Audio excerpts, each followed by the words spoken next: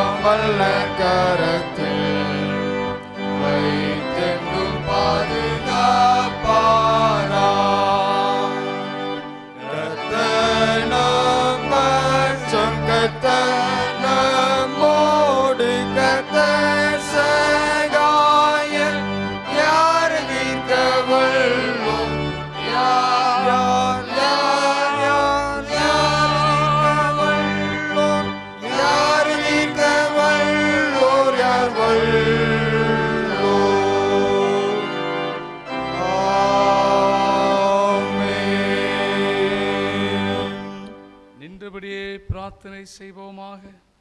எல்லா இருதயங்களையும் எல்லா ரகசியங்களும் அறிந்திருக்கிற சர்வவல்லமையுள்ள தேவனே, நாங்கள் தேவரீரிடத்தில் பரிபூரணமாய் அன்பு கூறவும் உமது பரிசுத்த நாமத்தை உத்தமமாய் மகிமைப்படுத்தவும் உமது பரிசுத்த ஆவின் ஏவுதலால் எங்கள் இருதயத்தின் சிந்தனைகளை சுத்தம் பண்ணியல எங்களிடத்தில் இயேசு கிறிஸ்து மூலமாய் வேண்டி கொள்கிறோ.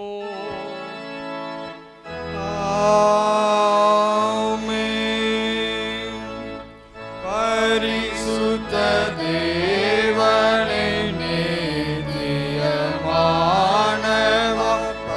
பரிபூரணனே வல்லமை நிறைந்தவா பரிவுடன் இறங்குவீர் பரனே சரணம். பரிசுத்த தேவனே நித்தியமானவா பரிபூரணனே வல்லமை நிறைந்தவா பரிவுடன் இறங்குவீர் பரனே சரணம். பரிசுத்த தேவனே நித்தியமானவா பரிபூரணனே வல்லமை நிறைந்தவா பரிவுடன் இறங்குவீர் பரனே சரணம். நம்முடைய கர்த்தராகிய இயேசு கிறிஸ்து சொன்னதாவது, நம்முடைய தேவனாய கர்த்தர் ஒருவரே கர்த்தர். உன் தேவனாய கர்த்தரிடத்தில் உன் முழு இருதயத்தோடும் உன் முழு ஆத்துமாவோடும் உன் முழு மனதோடும் உன் முழு பலத்தோடும் அன்பு கூறுவாக என்பதே பிரதான கற்பனை. இதற்கு ஒப்பாயிருக்கிற இரண்டாம் கற்பனை என்னவென்றால், உன்னிடத்தில் நீ அன்பு கூறுவது போல் பிறனிடத்திலும் அன்பு கூறுவாக என்பதே. இவைகளில் பெரிய கற்பனை வேறு ஒன்றுமில்லை. இவ்விரண்டு கற்பனைகளிலும் நியாயப்பிரமாணம் முழுமையும் தீர்க்க தரிசனங்களும் அடங்கியிருக்கிறது என்பதே. ஆவிங்களுக்கு இறங்கி கருத்துடன் இந்த பிரமாணத்தை கைக்கொள்ள இதயத்தை ஏவியருளும். பிரியமானவர்களே, நாம் இப்போ தேவனுடைய மகா பரிசுத்த வசனத்தை கேட்கவும் ஆணுடைய சரீரத்தையும் அவருடைய இரத்தத்தையும் பெற்றுக்கொள்ளும்படியா இங்கே கூடி வந்திருக்கிறோம். உத்தம மனஸ்தாபத்தோடும் உண்மையான விசுவாசத்தோடும் ஆண்டவரிடத்தில் கிட்டி சேர்வதற்காக ஆணுடைய கிருபையை தேடி நாம் யாவரும் முழங்கால் படியிட்டு மௌனமாக நம்மை நாமே சோதித்து அறிவோமாக.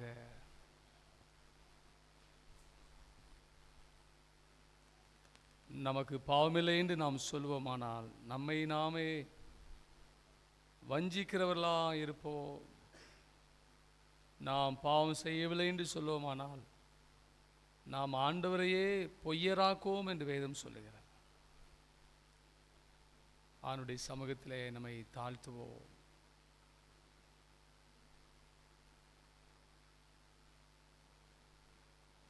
இயேசு கிறிஸ்துடைய இரத்தத்தினால் நம்முடைய ஆவி ஆத்துமா சரீரம் கழுவப்படும்படி இந்த ஆராதனை துவக்க வேளையிலே பலிபீட தண்டிலே நம்மை முழுமையாய் தருவோம். நானே உங்களை பரிசுத்தமாக்குகிற கர்த்தர் என்று சொன்னாரே. ஆண்டவரே, உம்முடைய இரத்தத்தினால் என்னை பாவங்களற கழுவி என்னை பரிசுத்தமாக்குங்க என்று கேட்போம்.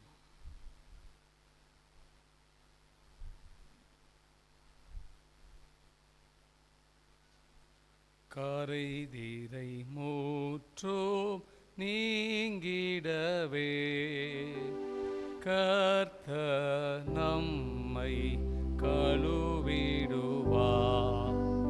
வருகையில் எம்மை சேர்க்குவரை வழுவாமல் காத்துக்கொள்வார்.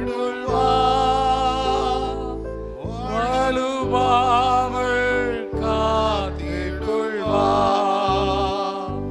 ஜெய கிறிஸ்து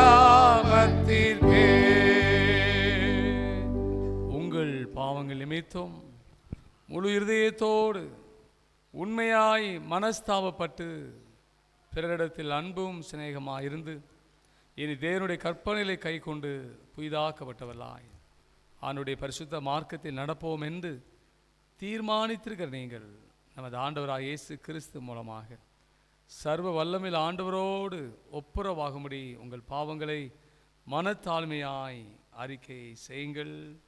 யாவரும் சேர்ந்து சொல்வோம். மனதுருக்கத்தின் ஆண்டவரே, மனதுருக்கத்தின் ஆண்டவரே, உமக்கு விரோதமாகவும் எங்கள் சகோதர சகோதரிகள் விருந்தாகவும் பாவம் செய்துள்ளோம் என்று அறிக்கையிடுகிறோம். கிறிஸ்துவின் நாமத்தை சொல்லியும் தீமையிட்டு விலகவில்லை. இயேசு கிறிஸ்து காட்டி நீதியின் வழியில் உண்மை நாங்கள் உண்மையாக பின்பற்றல் என்று உங்களுடைய விடுதலை அர்ப்பணியில் இவ்வளோடு மோடு செயலாக என்று அறிக்கையிடுகிறோம். கிருபையிலிருந்து ஆண்டவரே, உங்களுடைய பரிசுத்தத்தினால் பாவமர எங்களை சுத்திகரியும். உங்களுடைய பரிசுத்த ஆவினால் விடுதலை பெறவும் புது ஜீவனுள்ளவர்களாய் வாழவும் உம்மோடும் சக மனிதரோடும் சமாதானத்தோடு வாழவும் அருள் புரிந்தருளும். ஆமேன்.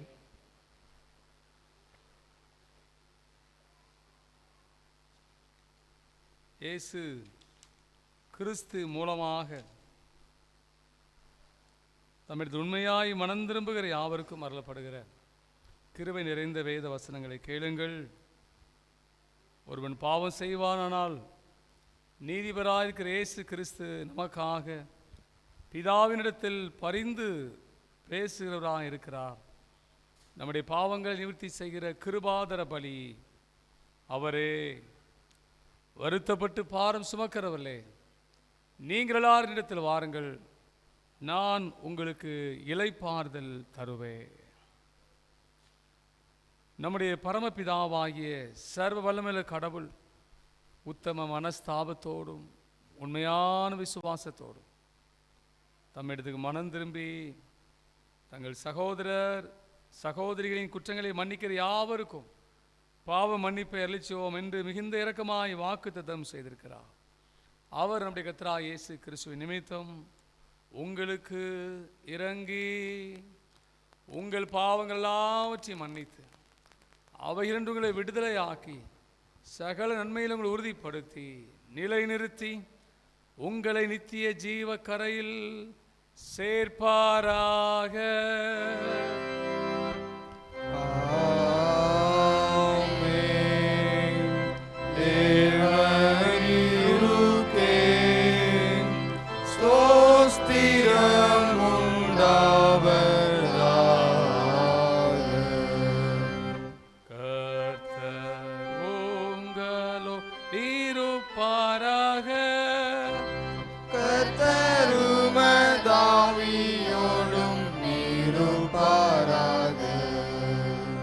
ஜெபம் பண்ண கடவோம். பெந்தேகோஸ்தே திருநாளுக்கு பின்வரும் 11ஆம் ஞாயிறு சுருக்க ஜெபம்.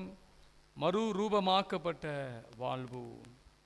பரிசுத்த நிறைந்த ஆண்டவரே, தம்முடைய சீஷர்களுக்கு முன் சூரியனை போல பிரகாசித்து வெண் வஸ்திரம் தரித்தவராய் தம்மை வெளிப்படுத்தியவரே, எங்கள் அசுத்தமான வாழ்வும் தம்முடைய ஒளியின் பிரகாசத்தினால் பரிசுத்த வாழ்விற்கு நேராய் மறுரூபமாக்கப்பட எங்கள் உதவி புரிய வேண்டும் என்று உமோடு பரிசுத்த ஆவியானவரோடும் என்றென்று வீட்டிருந்த ஆளுகை செய்கிற ஆண்டவர் இயேசு கிறிஸ்து மூலமாய் வேண்டிக் கொள்கிறோ.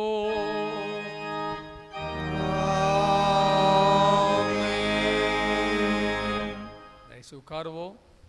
வேத பாடங்கள் வாசிக்க கேட்போம். வாசிக்கும்படியாக தெரிந்து கொள்ள நிருப வாக்கியம் அப்போஸ்தலனாகிய பவுல் கொரிந்தியருக்கு எழுதின 1ஆம் நிருபம் 6ஆம் அதிகாரம் வசனங்கள் 9 முதல் அதிகாரம் முழுவதும். 1 கொரிந்தியர் அதிகாரம் 6 வசனங்கள் 9 முதல் அடங்கிய வேத வார்த்தைகளை கேளுங்கள். அநியாயக்காரர் தேவனுடைய ராஜ்யத்தை சுதந்தரிப்பதில்லை என்று அறியீர்களா? வஞ்சிக்கப்படாதிருங்கள்.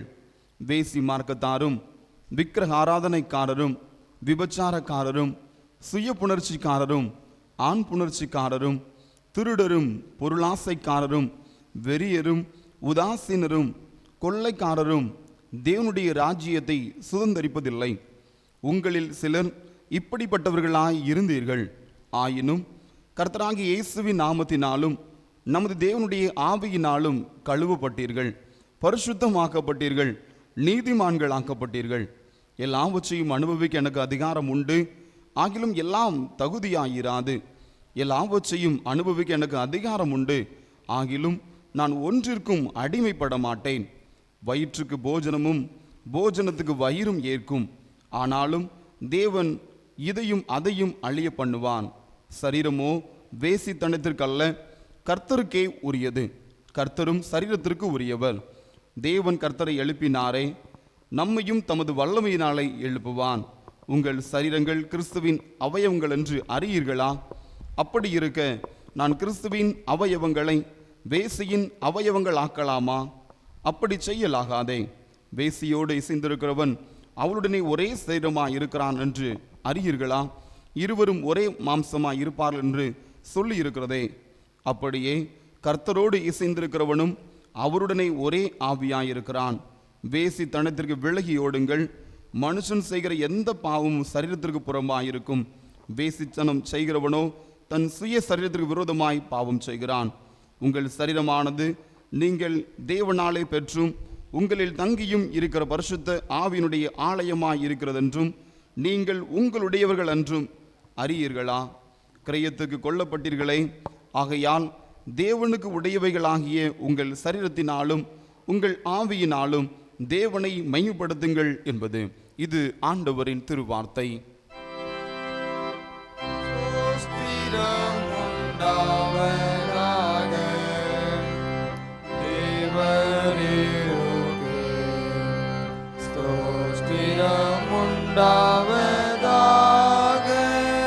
எழுதின சுவிசேஷம் 5ஆம் அதிகாரம் வசனங்கள் 1 முதல் 19ஆம் வசனம் வரை அடங்கியிருக்கிற ஆண்டுடைய வார்த்தையை கேளுங்கள். பரிசுத்த மார்க்கு எழுதின சுவிசேஷம் 5ஆம் அதிகாரம் வசனங்கள் 1 முதல். பின்பு அவர்கள் கடலுக்கு அக்கறையில் உள்ள கதரேனருடைய நாட்டில் வந்தார்கள். அவர் படவிலிருந்து இறங்கின உடனே அசுத்த ஆவியுள்ள ஒரு மனுஷன் பிரேத கல்லறையிலிருந்து அவருக்கு எதிராக வந்தான். அவனுடைய குடியிருப்பு கல்லறைகளிலே இருந்தது. அவனை சங்கிலிகளினாலும் கட்ட ஒருவனாலும் கூடாதிருந்தது. அவன் அநேகந்தரம் விலங்குகளினாலும் சங்கிலிகளினாலும் கட்டப்பட்டிருந்தும் சங்கிலிகளை முறித்து விலங்குகளை தகர்த்து போடுவான். அவனை அடக்க ஒருவனாலும் கூடாதிருந்தது. அவன் எப்பொழுதும் இரவும் பகலும் மலைகளிலும் கல்லறைகளிலும் இருந்து கூக்குரலிட்டு கல்லுகளினாலே தன்னை காயப்படுத்தி கொண்டிருந்தான். அவன் இயேசுவை தூரத்திலே கண்டபோது ஓடி வந்து அவரை பணிந்து கொண்டு, இயேசுவே, உன்னதமான தேவனுடைய குமாரனே, எனக்கும் உமக்கும் என்ன? என்னை வேதனைப்படுத்தாதபடிக்கு தேவன் பேரில் உமக்கு ஆணை என்று மிகுந்த சத்தமிட்டு சொன்னான். ஏனெனில் அவர் அவனை நோக்கி, அசுத்த ஆவியே, இந்த மனுஷனை விட்டு புறப்பட்டு போ என்று சொல்லியிருந்தார். அப்பொழுது அவர் அவனை நோக்கி, உன் பேர் என்னவென்று கேட்டார். அதற்கு அவன், நாங்கள் அநேகராய் இருக்கிறபடியால் என் பேர் லேகியோன் என்று சொல்லி தங்களை இந்த திசையிலிருந்து துரத்தி விடாதபடிக்கு அவரை மிகவும் வேண்டிக் கொண்டான். அப்பொழுது அவ்விடத்தில் மலை அருகே அநேகம் பன்றிகள் கூட்டமாக மேய்ந்து கொண்டிருந்தது. அந்த பிசாசுகள் எல்லாம் அவரை நோக்கி, பன்றிகளுக்குள்ளே போகும்படி அவைகளுக்குள்ளே எங்களை அனுப்பும் என்று அவரை வேண்டிக் கொண்டன. இயேசு அவர்களுக்கு உத்தரவு கொடுத்த உடனே அசுத்த ஆவிகள் புறப்பட்டு பன்றிகளுக்குள் போயின. உடனே ஏறக்குறை 2000 பன்றிகள் உள்ள அந்த கூட்டம் உயர்ந்த மேட்டிலிருந்து ஓடி கடலிலே பாய்ந்து கடலில் அமிழ்ந்து மாண்டது. பன்றிகளை மேய்த்தவர்கள் ஓடி இதை பட்டணத்திலும் சுற்றுப்புறங்களில் அறிவித்தார்கள். அப்பொழுது சம்பவித்ததை பார்க்கும்படி ஜனங்கள் புறப்பட்டு இயேசுவிடத்தில் வந்து, லேகியோனாகிய பிசாசுகள் பிடித்திருந்தவன் வஸ்திரம் தரித்து உட்கார்ந்து புத்தி தெளிந்திருக்கிறதை கண்டு பயந்தார்கள். பிசாசுகள் பிடித்திருந்தவனுக்கும் பன்றிகளுக்கும் சம்பவித்ததை கண்டவர்களும் அவர்களுக்கு விவரமாய் சொன்னார்கள். அப்பொழுது தங்கள் எல்லைகளை விட்டு போகும்படி அவரை வேண்டிக் கொள்ள தொடங்கினார்கள். அப்படி இயேசு படவில் ஏறுகிற பொழுது பிசாசு பிடித்திருந்தவன் அவரோடு கூட இருக்கும்படி தனக்கு உத்தரவு கொடுக்க அவரை வேண்டிக் கொண்டான். இயேசு அவனுக்கு உத்தரவு கொடாமல், நீ உன் இனத்தாரிடத்தில் உன் வீட்டிற்கு போய் கர்த்தர் உனக்கு இறங்கி உனக்கு செய்தவைகள் எல்லாம் அவர்களுக்கு அறிவி என்று சொன்னார் என்றார் என்பது இது கிறிஸ்துவின் நற்செய்தி. மகிமையே உண்டாவதாக கிறிஸ்துவே.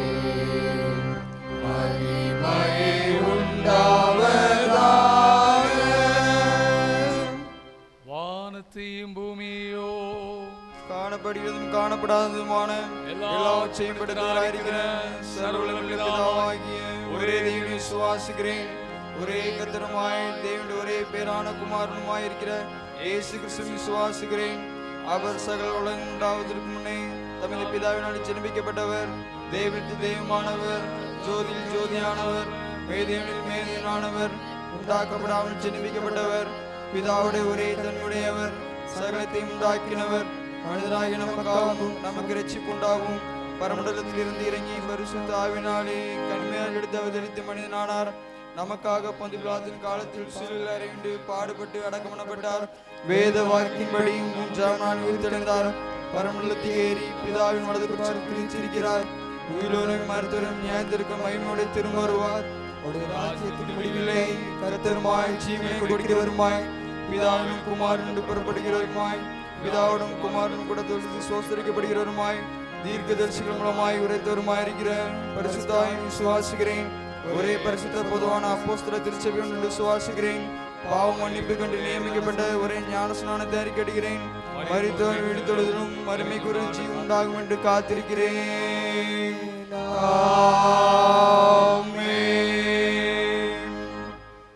உட்காருவோம். திருப்பிள்ளைகள் திருவசனம் கூறுவார்கள். அடர்வமாக்கப்பட்ட வாழ்வு. உங்கள் பாவங்கள் சிவடைந்திருந்தாலும் உடைந்த மலையேபல் வெண்மையாகும். அவைகள் இரத்தம் பட சிவப்பாயிருந்தாலும் பஞ்சை போல் ஆகும். ஏசாயா 1:18 பின்பாகம். மறுரூபமாக்கப்பட்ட வாழ்வு. உங்கள் பாவங்கள் சிவந்திருந்தாலும் உயர்ந்த மலை போல் வெண்மையாகும். அவைகள் வெட்டாமல் சிவப்பாயிருந்தாலும் பஞ்சை போல் ஆகும். பெற்றாருக்கு கீழ்ப்பணிகள், கத்திற்குள் கீழ்ப்பணிகள். இது நியாயம்.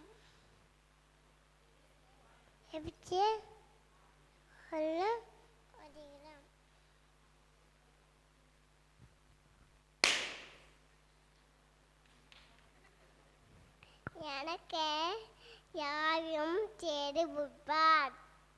மறுரூபமாக்கப்பட்ட வாழ்வு. உங்கள் பாவங்கள் சிவரஞ்சு இருந்தாலும் உறைந்த மலையை போல் வெண்மையாகும். அவைகள் இரத்தாமர சிவப்பாய் இருந்தாலும் பஞ்சை போல் ஆகாது ஆகும். ஏசாயா 1:18 பின்பாகம். உங்கள் பாவங்கள் சிவேரென்று இருந்தாலும் உறைந்த மலையைப் போல் வெண்மையாகும். அவைகள் இரத்தாம்பர சிவப்பாயிருந்தாலும் பஞ்சை போல் ஆகும். Transfigure life. Though your sins are like scarlet, they shall be as white as snow. Though they are red as crimson, they shall be like wool. Isaiah 1:18. மறுரூபமாக்கப்பட்ட வாழ்வு. உங்கள் பாவங்கள் சிவரென்றிருந்தாலும் உறைந்த மலையைப் போல் வெண்மையாகும். அவைகள் இரத்தாம்பர சிவப்பாக இருந்தாலும் பஞ்சை போல் ஆகும். ஏசாயா 1:18 பின்பாகம். உங்கள் பாவங்கள் சிவரென்றிருந்தாலும் உறைந்த மலை போல் வெண்மையாகும். அவைகள் இரத்தாம்பர சிவப்பாயிருந்தாலும் பஞ்சை போல் ஆகும். ஏசாயா 1:18 பின்பாகம். உங்கள் பாவங்கள் சிவரென்றிருந்தாலும் உறைந்த மலையைப் போல் வெண்மையாகும். அவைகள் இரத்தாம்பர சிவப்பாய் இருந்தாலும் பஞ்சை போல் ஆகும். ஏசாயா 1:18 பின்பாகம். மறுரூபமாக்கப்பட்ட வாழ்வு. உங்கள் பாவம் சிவரென்று இருந்தாலும் உறைந்த மலையை போல் வெண்மையாகும். அவைகள் இரத்தாம்பர சிவப்பாய் இருந்தாலும் பஞ்சை போல் ஆகும். ஏசாயா 1:18. மறுரூபமாக்கப்பட்ட வாழ்வு. உங்கள் பாவங்கள் சிவரென்று இருந்தாலும் உறைந்த மலையை போல் வெண்மையாகும். அவைகள் இரத்தாம்பர சிவப்பாய் இருந்தாலும் பஞ்சை போலாகும். ஏசாயா 1:18 பின்பாகம். உங்கள் பாவங்கள் சிவேரென்று இருந்தாலும் உறைந்த மலை போல் வெண்மையாகும். அவைகள் இரத்தாம்பர சிவப்பாய் இருந்தாலும் பஞ்சை போல் ஆகும். ஏசாயா 1:18 பின்பாகம். அவனுடைய வார்த்தையை கேட்பதற்கு ஆயத்தமாக 516வது பாடல். இம்மானுவேலின் இரத்தத்தால் நிறைந்த ஊற்றுண்டே, எப்பாவத்தீங்கும் அதனால் நிவிர்த்தி ஆகுமே என்று நாம் பாடுவோம். 516வது பாடல்.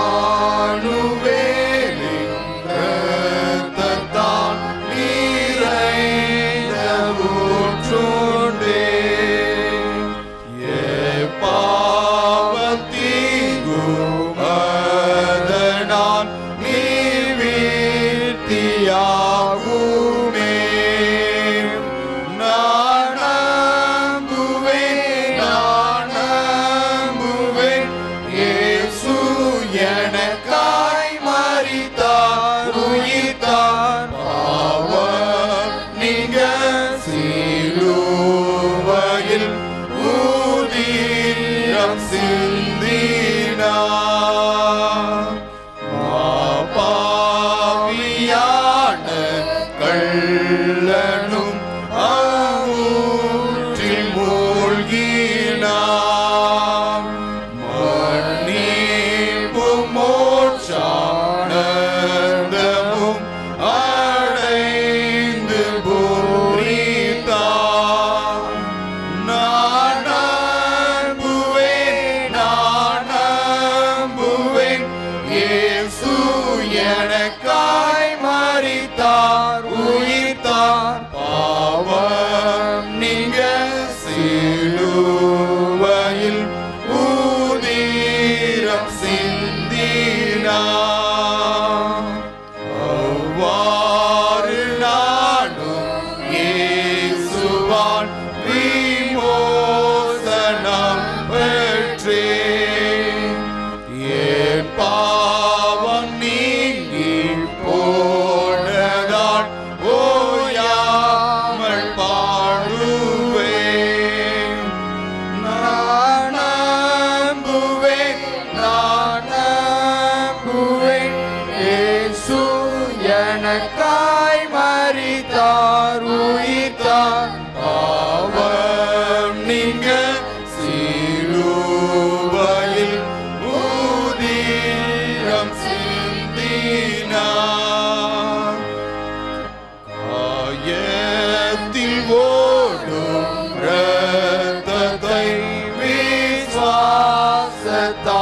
கண்டேன். ஒப்பற்ற மீட்பர் நேசத்தை எங்கும் பிரஸ்தாபிப்பேன். நான் நம்புவேன் இயேசு எனக்காய் மரித்தார் உயிர்த்தார். பாவம் நீங்க சிலுவையில் ஊதியம் சிந்தினார். வீட்டில் வல்ல நாதரை நான் கண்டு பூரிப்பேன். எந்தனை மீட்ட நேசத்தை கொண்டாடி போற்றுவேன். நான் நம்புவேன் இயேசு எனக்காய் மரித்தார் உயிர்த்தார். பாவம் நீங்க சிலுவையில் ஊதியம் சிந்தினார்.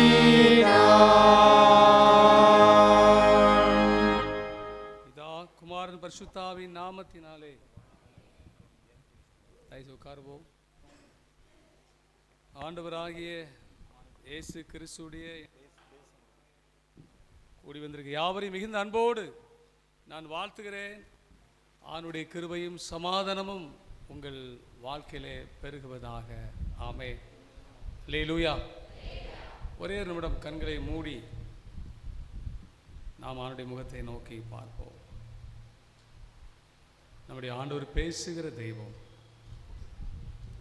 அவர் பேசும்போது அது நம்முடைய உள்ளத்திலே ஜீவனை கொண்டு வரும்.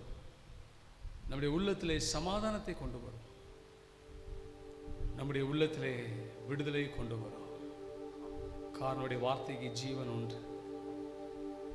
அவருடைய வசனங்கள் ஜீவனாயும் ஆவியாயும் இருக்கிற என்று வேதம் சொல்கிறது. ஒரு வார்த்தை சொன்னால் போதும், நம்முடைய வாழ்வே மாறிவிடும். ஹல்லேலூயா. ஸ்தோத்திரம் ஆண்டவரே. ஆண்டவரே சொல்லுங்க, ஆண்டவரே என்னோடு பேசுங்கப்பான்னு சொல்லுங்க. ஒரு வார்த்தை சொன்னால் போதுமே, என் வாழ்வே மாறிவிடுமே. ஜீசஸ். ஹல்லேலூயா. நமக்கு நன்றி அப்பா. பரிசுத்த ஆவியானவரே, உம்முடைய பாதத்திலே அமர்ந்திருக்கிறோம். உம்முடைய வார்த்தை மூலமா எங்களோடு பேசும். நீர் பேசு, நாங்கள் கேட்கிறோம். இயேசுவின் மூலம் ஜெபிக்கிறோம் பிதாவே. இந்த நாளிலே நாம் தியானிக்கும்படியாக திருச்சபையில் கொடுக்கப்பட்ட தலைப்பு மறுரூபமாக்கப்பட்ட வாழ்வு என்கிற தலைப்பின் அடிப்படையில் சில நிமிடங்கள் நாம் தியானிக்க நாம் அழைக்கப்படுகிறோம். இதற்கு ஆதாரமாய் ஏசாயா தீர்க்கதரிசன புஸ்தகம் 1ஆம் அதிகாரம் 18ஆம் வசனத்தை நாம் வாசிக்க கேட்டோம். மீண்டும் ஒரு முறை வாசிப்போம். உங்கள் பாவங்கள் சிவரேண்டு இருந்தாலும் உறைந்த மலை போல் உண்மையாகும், அவை இரத்தாம்பர சிவப்பாக இருந்தாலும் பஞ்சை போல் ஆகும். ஆண்டவர் நம்முடைய வாழ்க்கையை மறுரூபமாக்க விரும்புகிறார். நம்முடைய வாழ்வை மாற்றியமைக்க விரும்புகிறார். நாம் விரும்புகிறபடி அல்ல, ஆண்டவர் விரும்புகிறபடி, நம்முடைய சித்தத்தின்படி அல்ல, அவருடைய சித்தத்தின்படி நம்முடைய வாழ்வை மாற்ற விரும்புகிறார். ஜெபம் பண்ணும்படி அந்த இயேசுநாதர் தம்முடைய சீஷர்களை மலைக்கு அழைத்து சென்று ஜெபம் பண்ணும்போது வேதம் சொல்கிறது, அவருடைய முகம் மறுரூபமாயிற்று, அவருடைய வஸ்திரம் வெண்மையாய் மாறிற்று என்பதை பார்க்கிறோம். அதே போல விசுவாசிகளாகிய உங்களுடைய வாழ்க்கையும் என்னுடைய வாழ்க்கையும் தேவன் மறுரூபமாக்க விரும்புகிறார். நம்முடைய சாயலை மாற்ற விரும்புகிறாருங்க.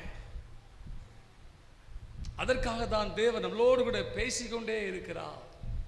இந்த ஏசாயா தீர்க்க தரிசனம் உரைத்த நாட்களிலே வாழ்ந்த ராஜாக்கள் குறித்து சொல்லப்பட்டிருக்கிறது.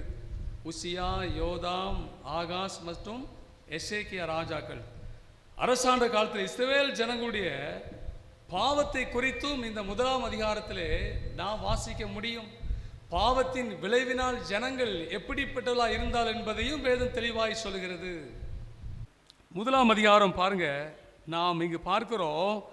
ஏசாயா தீர்க்கதரிசி புஸ்தகம் 1ஆம் அதிகாரம் என்ன போட்டிருக்கு பாருங்க, 5ஆம் வசனம். இன்னும் நீங்கள் ஏன் அடிக்கப்பட வேண்டும், அதிகமாய் விலகி போகிறீர்களே, தலையெல்லாம் வியாதியும் இருதயமெல்லாம் பலட்சியமாக இருக்கிறது. 6ஆம் வசனம். உள்ளங்கால் தொடங்கி உச்சந்தலை மட்டும் அதிலே சுகமே இல்லை, அது காயமும் வீக்கமும் நொதிக்கிற ரணமும் உள்ளது, அது சீல் பிதுக்கப்படாமலும் கட்டப்படாமலும் எண்ணெயினால் ஆற்றப்படாமலும் இருக்கிறது. இஸ்ரவேல் ஜனங்களுடைய வாழ்க்கையில் இருக்கிற பிரச்சனைகளை இங்கு அழகாய் ஆண்டவர் எழுதி வைத்திருக்கிறார். உச்சந்தலை முதல் உள்ளங்கால் வரை என்னது சொல்லுங்க, பிரச்சனை, வியாதி,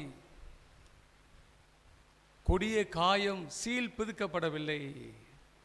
ஒரு மனிதனுடைய சரீரத்திலே ஒரு புண் வந்தா நம்ம எல்லாருக்கும் தெரியும், அது சீல் பிதுக்கப்பட்டு பிற்பாடு மருந்து வைத்து கட்டப்பட வேண்டும், அப்போதான் அது ஆறும். சீல் பிதுக்கப்படாமல் மேலே மருந்து வைத்து கட்டினால் அது இன்ஃபெக்ஷன் ஆகி அது பரவும். பார்த்துக்காங்க. இப்போ இஸ்ரவேல் ஜனங்களுடைய வாழ்க்கையிலே இதுதான் பிரச்சனை. சீல் பிதுக்கப்படாமலே இருந்ததினால் உச்சந்தலை முதல் உள்ளங்கால் வரை வியாதி வேதனை. ஏயா அவங்களுக்கு வியாதி வேதனை? எல்லாமே இஸ்ரவேல் ஜனங்கள் தானே, அவருடைய ஜனம் தானே, அவங்க ஜனம்தான், அதில் மாற்று கருத்தை இல்லை. அவங்க இந்த சர்ச்சுக்கெல்லாம் போகலையா, அவங்க பலியெல்லாம் கொடுக்கலையா, அவங்க பண்டிகைலாம் கொண்டாடலையா? இல்லையே, எல்லாமே கொண்டாடினார்களே. அப்படி தானே போட்டிருக்கு. என்ன சொல்கிறார் ஆண்டவர் பாருங்க, அவர்கள் மார்க்க ரீதியாய் அவர்கள் அங்கு சொல்லப்பட்டிருக்கிறது, மாத பிறப்புகளை ஆசரித்தார்கள், வருட பிறப்புகளை ஆசரித்தார்கள், பலி செலுத்தினார்கள், ஜெபித்தார்கள், எல்லாமே செய்தார்கள். ஆனால் ஆண்டவரை சொல்றாரு, உங்கள் பலிகளின் திரள் எனக்கு என்னத்திற்கு? நீங்கள் ஜெபம் பண்ணினால் நான் கேட்க மாட்டேன். உங்கள் மாத பிறப்பு, உங்கள் ஓய்வு நாள் ஆராதனை, உங்களுடைய பண்டிகை நாட்கள் எல்லாம் நான் வெறுக்கிறேன், அவையெல்லாம் எனக்கு அருவருப்பாக இருக்கிறது என்று சொல்றார். யோசிச்சு பாருங்க, ஆண்டவர் நம்முடைய ஆராதனையை, நம்முடைய பலியை, நம்முடைய ஜெபத்தை, எப்பா இதெல்லாம் நான் அருவருக்கிறேன்னு சொன்னா நம்மளாம் எங்கே வாழ முடியுமா, அங்கே பிழைக்க முடியுமா? நம்ம எல்லாம் எந்த நம்பிக்கையில் வந்திருக்கிறோம்? ஆலயத்துக்கு போனால் நம்ம ஆராதனையை, நம்முடைய பலியை தேவன் அங்கீகரிப்பார், சுகந்த வாசனையாய் முகர்ந்து மகனே மகளே நீ வாழ்ந்து சுகித்திருப்பாயாக என்று ஆசீர்வாதத்தை பெறுவதற்கு தானே வந்திருக்கிறோம். ஆனால் இங்கே ஆண்டவர் இப்படி சொல்றாரு, ஏசாயா தீர்க்கதரிசி மூலமாய், உன் பலியின் திறன் எனக்கு என்னத்திற்கு? நீ மிகுதியால் ஜெபம் பண்ணினால் நான் கேளேன். ஓ மாத பிறப்பு, வருஷ பிறப்பு, உன் பண்டிகை, அசனம் ஒன்றுமே எனக்கு வேண்டாம், எல்லாவற்றையும் நான் வெறுக்கிறேன், அவையெல்லாம் எனக்கு அருவருப்பாக இருக்குன்னு சொல்கிறார். ஏன் இப்படி சொல்கிறாரு? ஜனங்கள் வெளிப்புறமான காரியத்தில் ரொம்ப பர்ஃபெக்டாக இருந்தார்கள். ஆராதனையா, பலியா, காணிக்கையா, பண்டிகையா, அதெல்லாம் அவர்களை குற்றம் சாட்டவே முடியலங்க. ஆனால் ஆண்டவர் வெளிப்புறத்தை பார்க்கிறவர் மாத்திரம் அல்ல, சொல்லுங்க, நம்முடைய உள்புறத்தையும் அவர் பார்க்கிறாரு. அல்லேலூயா. வெளிப்புறத்தை காட்டிலும் முதலாவது தேவன் நம்மிடத்தில் எதிர்பார்க்கிற சுத்தம் உள்புறம். அவைதான் வேத பரிசேயனை பார்த்து சொன்னார், எப்பா பாத்திரம் வெளிப்புறம் சுத்தமாவதற்கு முதலாவது நீ உள்ளணி சுத்தமாக்கு. உள்புறத்தை கழுவிட்டா வெளிப்புறம் தானாவே சுத்தமாகிவிடும். ஆனால் இன்றைக்கு நம்மிடத்தில் பிரச்சனை என்னையா?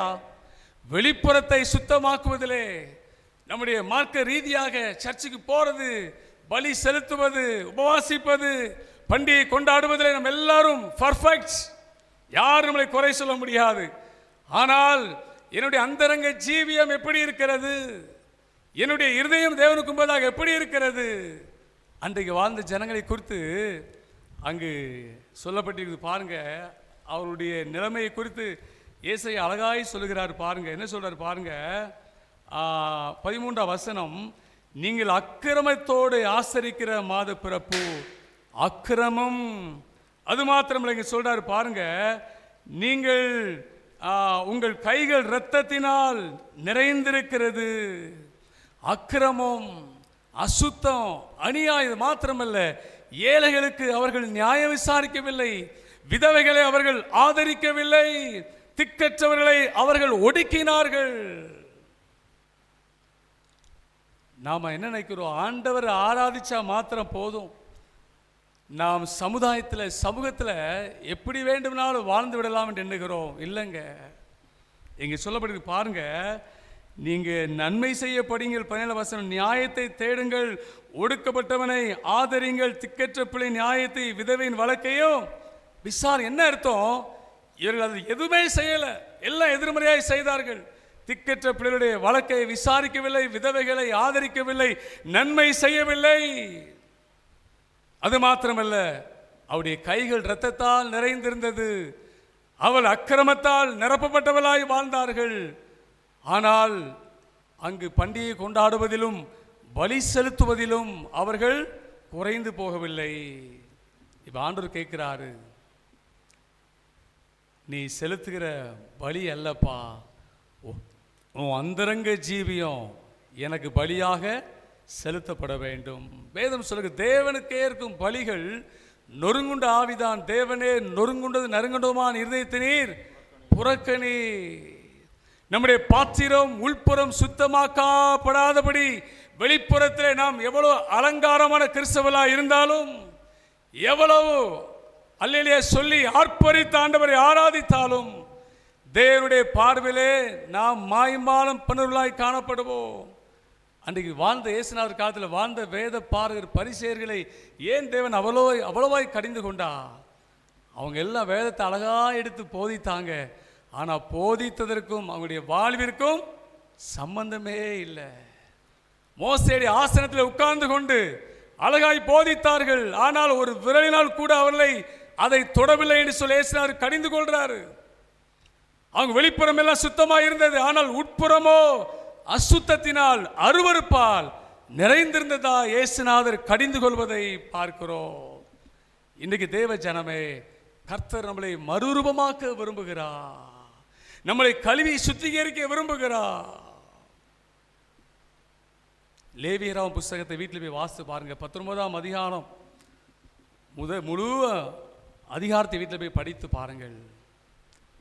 நாம் சமூகத்தில் எப்படி நாம் நடக்க வேண்டும், ஏழைகளுக்கு எப்படி உதவி செய்ய வேண்டும், திக்கற்றவர்களுக்கு நாம் எப்படி நாம் உதவி செய்ய வேண்டும், ஆதரிக்க வேண்டும், விதவைகளை எப்படி நாம் உபசரிக்க வேண்டும், எப்படி கனம் பண்ண வேண்டும் என்று வேதம் தெளிவாய் நமக்கு கற்றுக் கொடுத்திருக்கிறது. ஆனால் இவையெல்லாம் கற்று தேர்ந்த ஜனங்களோ ஒன்றையும் கை கொள்ளாதபடி அவர்கள் ஒரு மார்க்க ரீதியான ஒரு கிறிஸ்தவர்களாக தான் இருந்தார்கள். வெளியே தேவன் எதிர்பார்க்கிற முறைமையின்படி அவர்கள் வாழவில்லை. ஆகவேதான் உச்சந்தலை முதல் உள்ளங்கால் வரை அவங்க வாழ்க்கையில பிரச்சனை, போராட்டம், வேதனை. ஆனாலும் கூட ஆண்டவர் சொல்றாரு, உங்கள் பாவங்கள் எப்படி இருக்கான் சொல்லுங்க, சிவரேண்டு இருந்தாலும் உறைந்த மலையை போல் நான் அதை வெண்மையாக்குவேன். இரத்தாம்பர சிவப்பாக இருந்தால் அதை வெண் பஞ்சை போல மாற்றுவேன். இப்ப தீர்க்கதரிசி மூலமாய் ஜனங்களுடைய நிலைமையை எடுத்து கூறி சொல்றாரு, பயப்படாதங்கப்பா, உன் கை ரத்தம் சிந்தி இருக்கிறது, உங்க வாழ்க்கை அக்கிரமம்தான், நீங்க நியாயம் செய்யவில்லை, திக்கற்றவர்களை ஒடுக்கினீர்கள், விதவைகளை நீங்கள் ஆதரிக்கவில்லை, ஆனாலும் பரவாயில்ல, உங்க பாவம் சிவப்பா இருக்கிறது, இரத்தாம்பர சிவப்பா இருக்கிறது, ஆனால் நான் உங்களை கழுவி சுத்திகரித்து உங்க வாழ்வை நான் வெண்மையாய் மாற்றுவேன் சொல்றாரு. அல்லேலூயா. இரத்தாம்பர சிவப்பா இருந்தாலும் வெண் பஞ்சை போல இயேசு கிறிஸ்துவின் இரத்தம் நம்மளை மாற்றுங்க. எப்போ நாம் நம்முடைய குறைகளை தேவ சமூகத்தில் ஒத்துக்கொள்ளும் போது மாத்திரம்தான். இல்லாவிட்டு என்னையா நடக்கும்?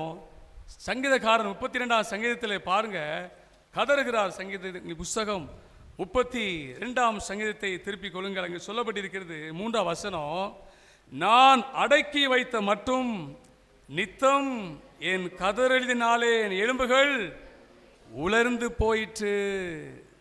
4 சொல்றார், இரவும் பகலும் என் மேல் உம்முடைய கை பாரமாயிருந்ததினால் என் சாரம் உஷ்ணகால வறட்சி போல வறண்டு போயிற்று. என் சாரம் என்னதுங்க? மை ஸ்ட்ரென்த், ஆங்கில வேதாமத்தில் போட்டிருக்கு, my strength was evaporated like water. ஐயா, சரீரத்தில் பலனெல்லாம் குறைஞ்சி போச்சுங்க, எலும்புகளில் மஜை குறைஞ்சு போச்சு. நம்ம எலும்பு இன்னைக்கு புஷ்டியாக இருக்குன்னு என்ன காரணம் தெரியுமா? என்ன இருக்கு எலும்பில்? என்ன இருக்கும்? ஆட்டு எலும்பில் உறிஞ்சி குடிப்பும்ல என்ன இருக்கும்? மஜை. ஆனால் ஒரு மனிதன் பாவம் செய்ய செய்ய என்னாவும் சொல்லுங்க, எலும்புகளெல்லாம் புஷ்டியற்று போயிடும்.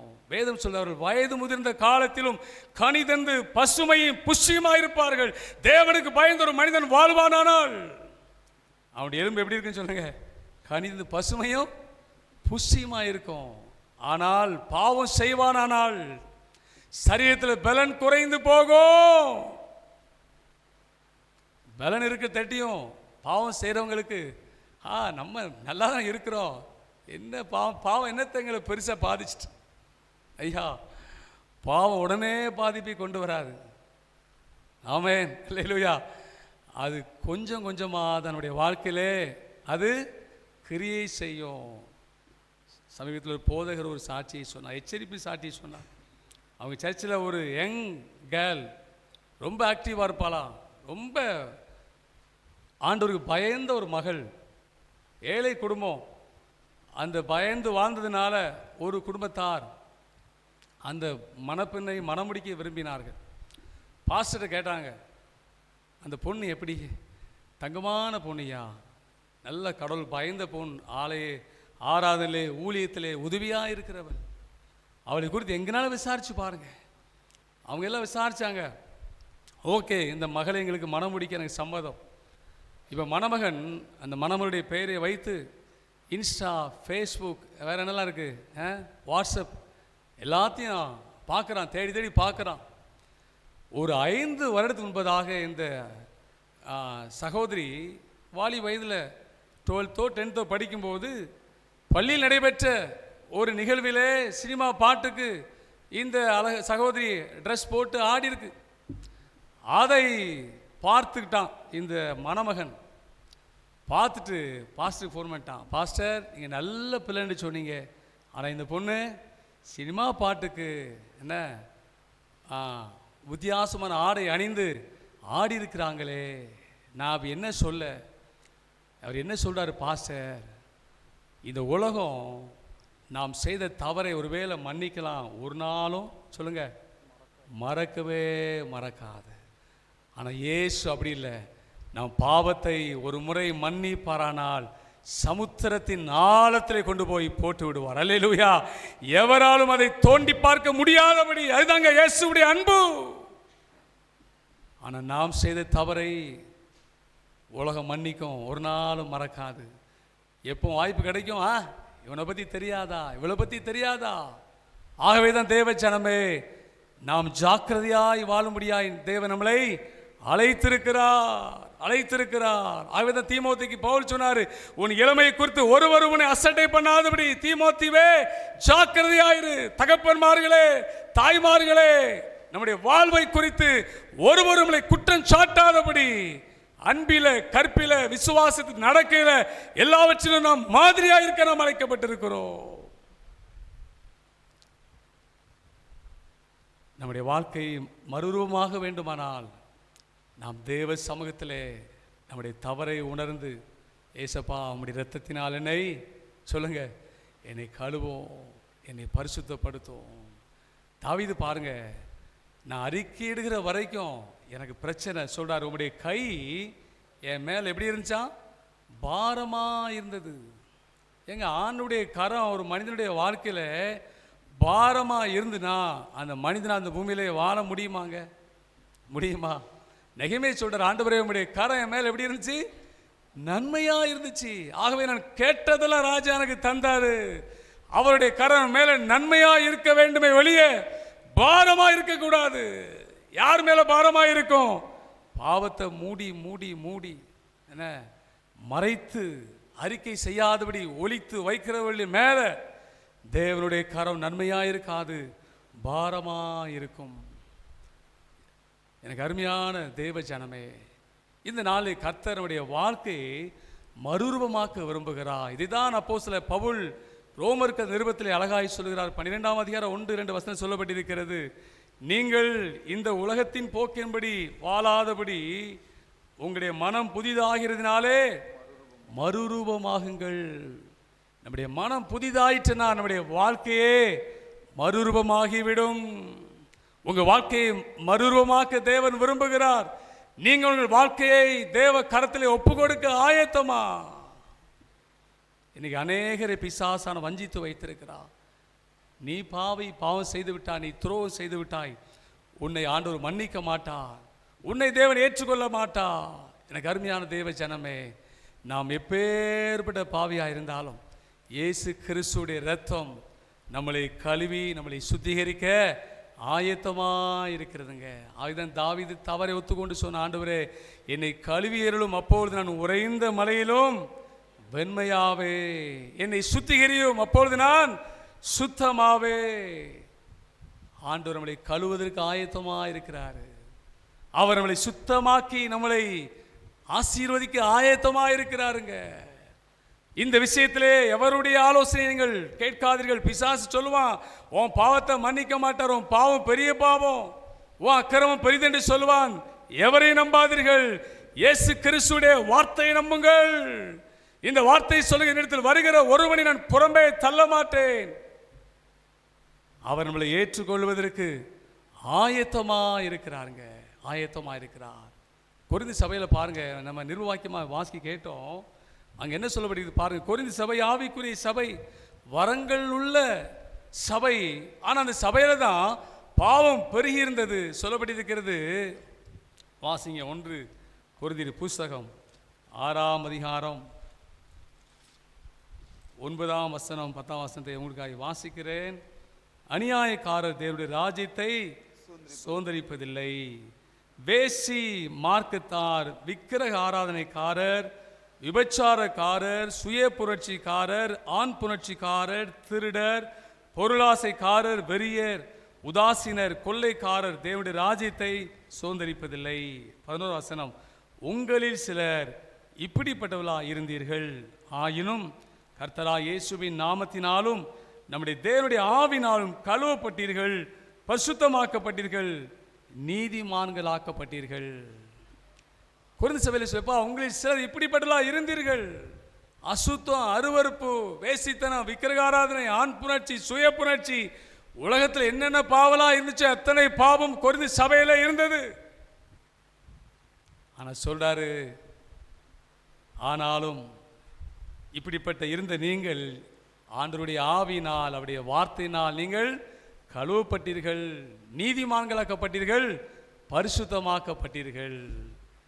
அதே இயேசு கிறிஸ்து இன்றைக்கு மாறாதவராக இருக்கிறார்.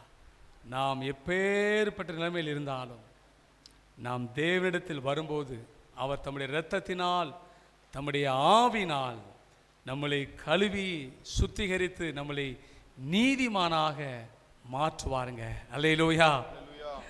நீதிமான் நான், நீதிமான் நான், இரத்தத்தாலே கழுவப்பட்ட நீதிமான், இயேசுவின் இரத்தத்தாலே கழுவப்பட்ட நீதிமான். நீதிமான் நான், நீதிமான் நான், இரத்தத்தாலே கழுவப்பட்ட நீதிமான், இயேசுவின் இரத்தத்தாலே கழுவப்பட்ட நீதிமான். பனைமரம் போல செழித்திடுவேன், கேதுருவை போல் வளர்ந்திடுவேன்.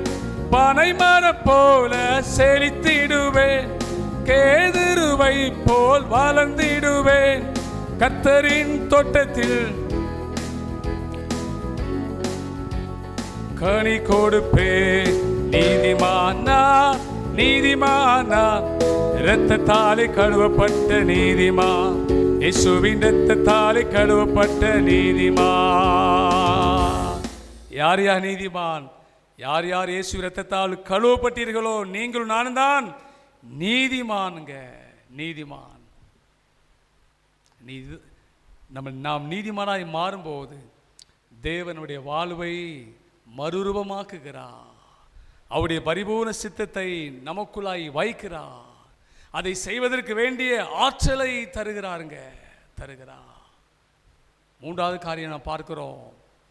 வனாந்தரத்திலே துரத்தப்பட்ட ஒரு மனிதன் பிசாசினால் இயேசு தேடி போய் அவனை சந்தித்து அசுத்த ஆவியை துரத்தினதினால் அவனுடைய வாழ்வு மறுரூபமாக்கப்பட்டது. யோசிச்சு பாருங்க, கல்லறை தான் குடியிருப்பு. கல்லுகளினால் தன்னை காயப்படுத்தி கொண்டிருந்த ஒரு மனிதன், ஆனால் அசுத்தாவி துரத்தின பிற்பாடு வேதம் சொல்லுகிறது அவன் புத்தி தெளிந்து வஸ்திரம் தரித்து அவனுடைய பாதத்திலே அமர்ந்திருந்ததை நாம் பார்க்கிறோம்.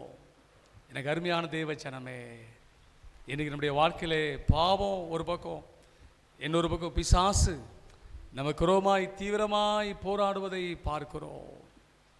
ஆனால் கர்த்தரோ பாவத்தை நாம் மேற்கொண்டு அசுத்த ஆவிகளையும் நாம் மேற்கொண்டு நாம் தேவனுடைய பாதத்திலே அமர்ந்து நாம் புத்தி தெளிந்தவர்களாக, தேவன் தருகிற ரட்சிப்பின் வஸ்திரத்தை தரித்தவர்களாக, துதியின் உடை அணிந்தவர்களாக ஆண்டவருக்காக இந்த பூமியிலே வாழும்படியாக நாம் அழைக்கப்பட்டிருக்கிறோங்க, அழைக்கப்பட்டிருக்கிறோம்.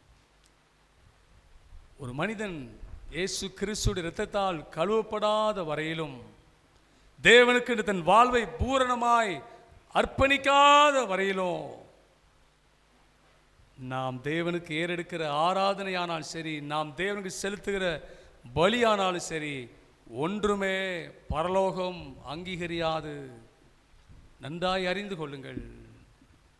காயின் ஆபேல் 2 பேரும் காணிக்கை செலுத்தினார்கள். வேதம் சொல்கிறது, ஆபேலையும் அவன் காணிக்கையும் தேவன் சொல்லுங்க அங்கீகரித்தார். காயினையும் அவன் காணிக்கையும் தேவன் அங்கீகரிக்கவில்லை. ஐயா, காயின் அங்கீகரித்தானே அவன் காணிக்கையை தேவன் அங்கீகரிக்க முடியும். காயின் ஏன் அங்கீகரிக்கவில்லை? 1 யோவான் வாசிங்கள், ஒரு வசனத்தை வாசிங்க. 3ஆம் அதிகாரத்திலே அங்கு நமக்கு பதில் போடப்பட்டிருக்குது. 1 யோவான் 3ஆம் அதிகாரம் 12ஆம் வசனம் வாசிங்கள்.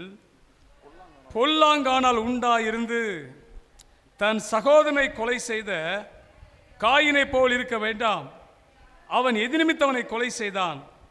தன் கிரியைகள் பொல்லாதவைகளும் தன் சகோதரனுடைய கிரியைகள் நீதி உள்ளவைகளுமா இருந்ததின் நிமித்தம் தானே. பொல்லாங்கானால் உண்டாயிருந்த காயின்.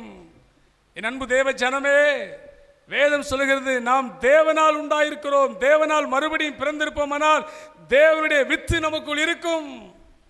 நாம் பாவம் செய்ய மாட்டோம், பொல்லாங்க நம்மை தொடான் என்று வேதம் சொல்லுகிறது. அதே வேளையிலே தேவனால் பிறக்காதவன் அவன் பொல்லாங்கனால் உண்டாயிருந்து அவனுக்குள் பிசாசுடைய கிரியை, பிசாசுடைய செயல், காரணம் அவன் ஆதி முதல் பாவம் செய்கிறான், அவனுடைய செயல், அவனுடைய சுபாவம் அவனுக்குள்ள இருக்கும்.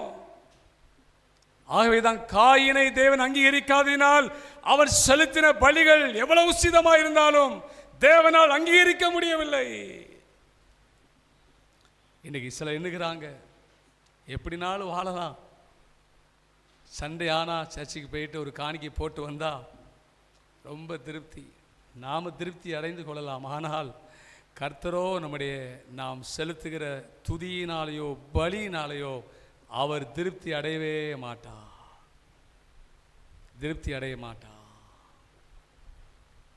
எனக்கு அருமையான தேவச்சனமே, காயினை போல அல்ல, ஆபேலை போல நம்முடைய வாழ்வை தேவ கரத்திலே ரோமருக்கு சொல்லப்படுகிற உங்கள் சரீரங்களை பரிசுத்தமும் ஜீவ பலியாக ஆண்டவருக்கு நாம் ஒப்பு கொடுப்போமானால் அவர் நம்மளை கழுவி நம்மளை சுத்திகரிக்கிறாருங்க, சுத்திகரிக்கிறார், நம்மளை நீதிமானாய் மாற்றுகிறார். நீதிமானாய் மாற்றுகிற தேவன் நம்மளை ஆசீர்வதிக்கிறாருங்க, ஆசீர்வதிக்கிறார். எசேக்கியேல் தீர்க்கதரிசன புத்தகம் 36ஆம் அதிகாரம் இங்கு சொல்லப்பட்டிருக்கிறது. அவர் நம்மளை கழுவி சுத்திகரிக்கும். என்ன நடக்கும் பாருங்க. எசேக்கியேல் தீர்க்கதரிசன புத்தகம் 36ஆம் அதிகாரம் 25ஆம் வசனம், நான் உங்கள் மேல் சுத்தமான ஜலம் தெளிப்பேன், நீங்கள் சுத்தம் ஆவீர்கள். 26, உங்களுக்கு நவமான இருதயத்தை கொடுத்து உங்கள் உள்ளத்திலே புதிதான ஆவியை கட்டளையிட்டு கல்லான இருதயத்தை உங்கள் மாம்சத்தில் எடுத்து போட்டு சதையான இருதயத்தை உங்களுக்கு கொடுப்பேன். பாருங்க, ஆண்டவர்களை சுத்தமாக்கின பிற்பாடு நமக்கு பழைய இருதயம் இருக்காது. ஒரு ஆமேன் சொல்லுங்க, அல்லேலூயா. நமக்கு என்ன இருதயம்? புதிய இருதயத்தை தேவன் தருவாருங்க. கல்லான இருதயம் இருக்காது, சதையான இருதயத்தை தேவன் தருவார். பழைய ஆவி அல்ல, புதிய ஆவி நமக்குள் வைப்பா. அது மாத்திரமல்ல, ஆண்டவருடைய வசனத்தின்படி அவருடைய வார்த்தையின்படி வாழ்வதற்கு தேவன் நமக்கு உதவி செய்வார். அப்படித்தானே சொல்லப்பட்டிருக்கிறது. பாருங்க, உங்கள் உள்ளத்திலே என் ஆவியை வைத்து 27, உங்களின் கட்டளைகளில் நடக்கவும் என் நியாயங்களை கைக்கொள்ளவும் அவையின்படி செய்யவும் பண்ணுவேன். 28, நீங்கள் ஜனமாயிருப்பீர்கள், நான் உங்கள் தேவனாயிருப்பேன். ஐயா, பழைய இருதயத்தோடே நான் வாழ விரும்புகிறேன். நான் இல்லாவிட்டால் பழைய கல்லான இருதயம், நாற்றம் பிடித்த இருதயம் எனக்கு வேண்டாம் ஆண்டவரே. ஏன்னா ஒரு மனிதனை தீட்டுப்படுத்துகிற காரியம் என்ன என்று மார்க் சுவிசேஷத்திலே போட்டிருக்கிறது. ஒரு மனிதன் இருதயத்திலிருந்து புறப்படுகிற காரியம்தான் அவனை தீட்டுப்படுத்தும். சீசர்கள் கை கழுவாமல் சாப்பிட்டுட்டாங்க. ஏசுநாதர் கம்ப்ளைண்ட் பண்ணுறாங்க, உங்களுடைய சீசர்கள் முன்னோருடைய பாரம்பரியத்தை மீறி கை கழுவாமல் சாப்பிட்டாங்க ஐயா, தீட்டு. ஏசுநாதர் சொன்னார், அது தீட்டு இல்லைப்பா, வெளியே இருந்து உள்ளே போகிறதெல்லாம் வெளியே போய் ஒரு பிரச்சனை இல்லை, ஆனால் உள்ளத்திலிருந்து இருதயத்திலிருந்து புறப்படுகிற காரியம்தான் ஒரு மனிதனை தீட்டுப்படுத்தும். அதுதான் பொல்லாங்கான காரியம். களவு, பொறாமை, எரிச்சல், அசுத்தம், அருவருப்பு எல்லாமே நம்முடைய இருதயத்திலிருந்து அங்கே புறப்படுகிறது. ஆவிதான் இருதயத்தை ஆண்டவர், ஆவிதான் சங்கீதக்காரர் சொன்ன, ஆண்டவரே எனக்கு புதிய இருதயத்தை என்னிலே சிருஷ்டியும், நிலைவரமான ஆவியின் உள்ளத்திலே புதுப்பியோ.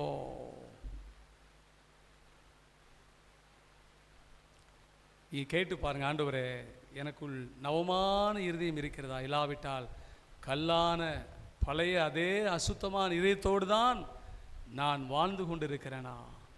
பழைய இருதயத்தோடு, கழுவப்படாத இருதயத்தோடு, நவமான இருதயம் இல்லாதபடி சுத்திகரிக்கப்படாத இருதயத்தோடு நான் வாழ்வோமானால் கர்த்தரிடத்திலிருந்து நமக்கு ஒரு பங்கு வராது. நாம் சொல்லலாம் நான் கிறிஸ்தவர் என்று, ஆனால் அவர் சொல்லணும், இவன் என் பிள்ளை, இவள் என் பிள்ளை. பணகுடியில் ஒரு பழக்கடையில் கொஞ்ச நாள் பழக்கம், பழம் வாங்கிறதுனால ஐக்கியம். ஒரு முறை சொன்னார், அங்கேயில் போகும்போது சில நேரம் அவர்கிட்ட ஜூஸ் குடிக்கிறது வழக்கம். ரொம்ப வெயில்னா சொன்னார், எனக்காக ஜோமணிக்காங்கய்யா பிரார்த்தனை பண்ணிங்கன்னார். கிறிஸ்துவை அறியாத ஒரு சகோதரன், எனக்கு மனம் முடிக்கணும், எவ்வளவோ அலைன்ஸ் வருது போயிடுது, நான் ஜோம் பண்ணுறேன் பிரதர், ஞாபகம் வரும்போதெல்லாம் ஜோம் பண்ணுவேன். நேற்று தினம் பார்த்தேன், உங்களுக்கு ஏதாவது ஒழுங்காக இருக்கா பிரதர்னே சொன்னார். பார்த்துட்டு போயிருக்காங்க. யானா என்ன சொல்கிறாங்க தெரியுமா, பிளாட்ஃபார்மில் கடை வச்சுருக்கவனுக்கு நான் எப்படி என் மகளை முடிச்சு கொடுக்க. எனக்கு இந்த வார்த்தை கேட்டும்போது உண்மையாகவே நான் ரொம்ப ஐ வாஸ் ஸோ சேட். உழைக்கிற ஒரு மனிதன், ஆனால் ரோட்டில் கடை வச்சனால பொண்ணு கொடுப்பதற்கு இன்னைக்கு ஆள் இல்லை. நம்மலாம் நான் எப்படின்னா கோட் சுட்டு போட்டு ஜம்முன்னு இருக்கணும், அப்படி கலரு அப்படி அஜித்குமார் மாதிரி.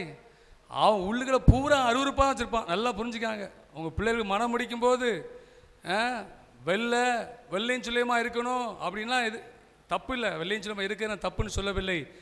ஆனால் அவனுடைய அந்தரங்க கேரக்டர்ஸ் ரொம்ப முக்கியங்க. வெள்ளையும் சொல்லிலாம் 10 நாள் தான், ஆனால் குணம் ஆயுள் முழுவதும் அதுதான் நம்ம வாழ வைக்கும். அல்லேலூயா. அதுதான் அலங்காரம், அதுதான் ஆசீர்வாதம். நிறைய பெற்றோர் இதெல்லாம் ஏமாந்துடுறாங்க. வெள்ளையும் சொல்லியமா வந்துட்டு அவன் ஏற்கனவே ஒன்றை முடிச்சுட்டு 2வது அடுத்தால வந்திருக்கான். நம்ம ஆட்கள் வெள்ளையும் சொல்லியமா பார்த்துட்டு ஏமாந்து போகிறாங்க. இந்த சகோதரர் சொன்னார், நான் பிளாட்ஃபார்மில் கடை வைக்கனால வரைச்சிருக்கனால எனக்கு யாரும் பொண்ணு தரம் இருக்காங்க ஐயா.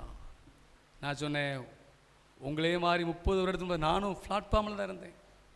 எல்லாத்தையும் இழந்து ஒன்றுக்கு வழி இல்லாமல் நான் பிளாட்ஃபார்மில் தான் இருந்தேன் பிரதர். 3 மாதம் எங்கள் ஊரில் வீட்டை விட்டு வெளியே வர முடியல. அவ்வளோ வெக்கம். எல்லாம் இழந்ததுனால இயேசுவுக்கு என் வாழ்க்கையை அர்ப்பணித்தேன். இயேசு என் வாழ்க்கையை மாற்றினார். இன்றைக்கி என்னை வாழ வச்சிருக்கிறாரு, உங்களையும் வாழ வைப்பார் சொன்னேன். அல்லேலூயா. சொன்ன எளியவனை அவர் புழுதியிலிருந்து தூக்கி, சிறியவனை குப்பையிலிருந்து தூக்கி பிரபுக்களோடு உட்கார பண்ண வைக்கிற ஆண்டவராக இயேசு கிறிஸ்து. அவரை நம்பு பிரதர். உன் வாழ்க்கை இன்னைக்கு பிளாட்ஃபார்மா இருக்கலாம், நாளைக்கு தேவன் உன்னை உயரத்தில் கொண்டு வைப்பார். யாருக்கு தெரியும்? இதை சொன்ன உடனே ஒரு முகத்தில் அவ்வளோ சந்தோஷங்க, அவ்வளோ சந்தோஷம். என் அன்பு தேவ ஜனமே, நம்முடைய ஆண்டவர் நம்முடைய பாவங்களை மன்னிப்பதோ நின்று விடலைங்க. நமக்கு அலங்காரமான வஸ்திரத்தை தருவதோ நின்று விடவில்லை. தேவன் நம்மளை உயர்த்துகிறாருங்க. அதே 36 அதிகாரம் வாசிங்க, 2 வசனத்தை வாசித்து நிறைவு செய்கிறேன். என்ன போட்டிருக்கு பாருங்க. 29, உங்கள் அசுத்தங்களெல்லாம் நீக்கி உங்களை ரட்சித்து உங்கள் மேல் பஞ்சத்தை கட்டளையிடாமல் கோதுமையை வரவழைத்து அதை பெருக பண்ணுவே. ஆமென் சொல்லுங்க. அல்லேலூயா. உங்கள் வாழ்க்கை, உங்கள் மனம் புதிதாகின பிற்பாடு, உங்கள் வாழ்க்கை மறுரூபமாக்கப்பட்ட பிற்பாடு உங்களுக்கு ஆண்டவர் என்ன தருவார் சொல்லுங்க? உச்சிதமான கோதுமையினால் உங்களை திருப்தி ஆக்குவார், கண்மலை தேனினால் உங்களை போஷிப்பார். அது மாத்திரமா? தொடர்ந்து அந்த 30ஆம் வசனம் அதை ஸ்கிப் பண்ணிடும். அடுத்த வாங்க 33ஆம் வசனம் பாருங்க. கர்த்தராய் ஆண்டவர் சொல்லுகிறது என்னவென்றால், நான் உங்கள் அக்கிரமங்கள் எல்லாம் நீக்கி உங்களை சுத்தமாக்கும் காலத்திலே பட்டணங்களில் குடியேற்றி வைப்பேன், அவாந்த ஸ்தலங்களும் கட்டப்படும். இன்னைக்கு நம்முடைய நிலைமை ரொம்ப லோவா இருக்கலாங்க. ஆனால் ஆண்டவர் சொல்றாரு, உங்களை பட்டணங்களிலே குடியேற்றி வைப்பேன். உங்கள் வாழ்க்கையில பாலான இடங்கள் எல்லாம் பயிர் நிலமாய் மாறும். தொடர்ந்து போட்டிருக்கு பாருங்க. பாலாக்கப்பட்ட தேசம் கடந்து போகிற யாவருடைய பார்வைக்கும் பாலாய் கடந்ததுக்கு பதிலாக பயிரிடப்படும். 35 பாலாய் கடந்த தேசம் ஏதேன் தோட்டத்தை போலாயிற்று என்றும், அவாந்தரமும் பாலும் நிர்மலமாயிருந்த பட்டணங்கள் அரணிப்பானவைகளும் குடியேற்றப்பட்டதுமாய் இருக்கிறது என்றும் சொல்வார்கள். 36 கர்த்தராகிய நான் நிர்மலமானவைகளை கட்டுகிறேன் என்றும் பாலானதை பயிர் நிலமாக்குறேன் என்றும் அப்பொழுது உங்களை சுற்றிலும் உள்ள மீதியான ஜாதிகள் அறிந்து கொள்வார்கள். ஐயா, உங்கள் வாழ்க்கை ஆசீர்வாதமாக இருக்கணுமா? ஆசீர்வதிக்கிறவருடைய கரங்களில் தான் இருக்கிறது. அல்லேலூயா. அவர் நம்மளை ஆசீர்வதிக்கிறவருங்க. நம்மளை அரணிப்பான பட்டணத்திலே குடியேற்றுகிறவர். அல்லேலூயா. நம்முடைய அவாந்தரத்தெல்லாம் வயல்வெளியாய் மாற்றுகிறவர், நம்மளை செழிப்பாக்குகிறவருங்க, செழிப்பாய் வாழ செய்கிறவர், பிறருக்கு கொடுக்கும்படி நம்முடைய கரங்களை பலப்படுத்துகிறவருங்க. கடன் வாங்குறவர்களாய் அல்ல, கடன் கொடுக்கிறவர்களாய் தேவன் நம்மளை ஆசீர்வதிக்கிறார். பஞ்சத்தில் அல்ல, பஞ்சகாலத்தில் பிறரை போஷிக்கும்படியாக நம்மளை ஆசீர்வதிக்கிறார். எப்பங்க? நம்முடைய அசுத்தங்கள் எல்லாம் அவர் நீக்கி நம்மளை சுத்திகரித்து நமக்கு புதிய இதயத்தை கொடுத்து புதிய ஆவியை நமக்குள் வைத்து அவருடைய கட்டளையின்படி அவருடைய வார்த்தையின்படி நாம் நடக்க நம்முடைய வாழ்வை ஒப்பு கொடுக்கும் போது தேவன் இப்படி சொன்ன வாக்கு தத்தமெல்லாம் உங்கள் வாழ்க்கையிலே நிச்சயமாய் பலிக்கும். அல்லேலூயா. எத்தனை பேருக்கு இந்த மாதிரி ஆசீர்வாதம் வேணும்? நிறைய பேர் ஆசீர்வாதத்தை விரும்புகிறோம். ஆனால் தேவன் எதிர்பார்க்கிற நம்முடைய ஜீவியத்தை அவருக்கு ஒப்பு கொடுப்பதற்கு நமக்கு மனதில்லையே. அன்பு தேவ ஜனமே, கர்த்தர் இன்றைக்கு நம்மளுக்கு கேட்குறது ஒன்று தான். உங்களுடைய வாழ்வை என் கரத்திலே நீங்கள் அர்ப்பணிப்பீர்களானால் உங்களை ஆண்டவர் வாளாக்காமல் தலையாக்குவார், உங்களை கீழாக்காமல் மேலாக்குவார். அல்லேலூயா. கண்களை மூடி ஒரு நிமிடம் நாம் ஜெபிப்போம். வாழ்வை கர்த்தருக்கு ஒப்பு கொடுப்போம், அவரே எல்லாம் வாய்க்க செய்வார். வாழ்வை கர்த்தருக்கு ஒப்பு கொடுப்போம், அவரே எல்லாம் வாய்க்க செய்வார். கர்த்தர் மேல் பாரத்தை வைத்து விடு, கலங்கி தாவிக்காதே. அவரே உன்னை ஆதரிப்பார், அதிசயம் செய்வார். கர்த்தர் மேல் பாரத்தை வைத்து விடு, கலங்கி தாவிக்காதே. அவரே உன்னை ஆதரிப்பார், அதிசயம் செய்வார். பரலோக பிதாவே, இயேசுவின் நாமத்தினாலே நாங்கள் ஜெபிக்கிறோம் அப்பா. எங்களோடு உடைய ஜனத்தோடு பேசி நல் வார்த்தைகளுக்காக ஸ்தோத்திரம். நீர் எங்கள் ஒருவருக்கும் தூரமானவர் அல்ல, எங்கள் ஒருவரை கைவிடுகிற தேவன் அல்லப்பா. இதனால் நம்முடைய வார்த்தையை கேட்டு தன்னுடைய வாழ்க்கையை கரங்களை அர்ப்பணித்த உம்முடைய ஜனங்களை ஆண்டவரே நீர் அங்கீகரித்து உம்முடைய பிள்ளைகளை ஆசீர்வதித்து பிறருக்கு ஆசீர்வாதத்தின் வாய்க்காலாக நீர் மாற்றும்படியாக நாங்கள் ஜெபிக்கிறோம். நீர் இப்படி செய்ய போறதுக்காக எமக்கு ஸ்தோத்திரம். இயேசுவின் மூலம் ஜெபங்களும் பிதாவே, ஆமென். 251வது பாடல், கர்த்தரின் பந்தியில் வா சகோதரா, கர்த்தரின் பந்தியில் வா என்ற பாடலை பாடுவோம். அப்பொழுது நம்மையும் நம்முடைய காணிக்கையும் ஆண்டவருக்கு படைக்கலாம். தசமபாக காணிக்கை கவரை முன்பதாக வந்து படைக்கும்படியாக உங்களை அன்போடு ஞாபகப்படுத்துகிறோம். கர்த்தரின் பந்தியில் வா சகோதரா, கர்த்தரின் பந்தியில் வா, கர்த்தரின் பந்தியில் வா. கர்த்தரன் வாய் சொந்த இரத்தத்தை சிந்தின காரணத்தை மன பூரணமாய் எண்ணி கர்த்தரின் பந்தியில் வா. ஜீவப்பம் அல்லோ கிறிஸ்துவின் திரு சரீரமல்லோ, பாவமனங்களோ உனக்காய் பகிரப்பட்டதல்லோ. தேவகுமாரனின் ஜீவப்பத்தை நீ தின்று அவருடன் என்றும் பிழைத்திட கர்த்தரின் பந்தியில் வா. தேவ அன்பை பாரு, கிறிஸ்துவின் சீஷர் குறை தீரு. பாவக்கேட்டை கூறு, ராபோஜன பந்திதனில் சேரு. சாவுக்குரிய பாவமுள்ள லோகம் தன்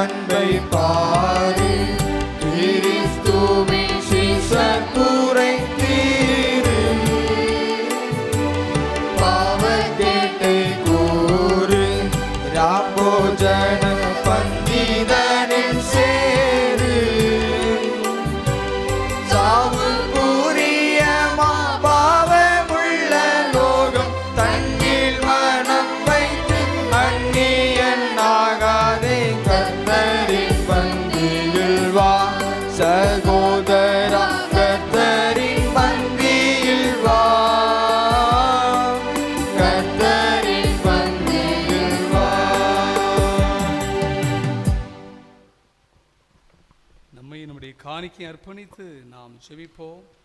பரிசுத்த பிதாவே, உம்முடைய கிருபாசன தண்டையில் பிரவேசிப்பதற்கு புதிதும் ஜீவனமான மார்க்கத்தை உமது அருமையான குமாரனின் இரத்தத்தினால் எங்களுக்கு உண்டு பண்ணினீரே. நாங்கள் அபாத்தராயின் அவர் மூலமாய் மண்டே வருகிறோம். எங்களையும் இந்த காணிக்கைகளையும் உம்முடைய நாம் மகிமைக்காக அங்கீகரித்து உபயோகிக்கும்படியாக தாழ்மையோடு வேண்டிக் கொள்கிறோம். வானத்திலும் பூமியில் உள்ள எல்லாம் உடையவைகள் உமது கரத்திலே வாங்கி உமக்கு கொடுக்கிறோம்.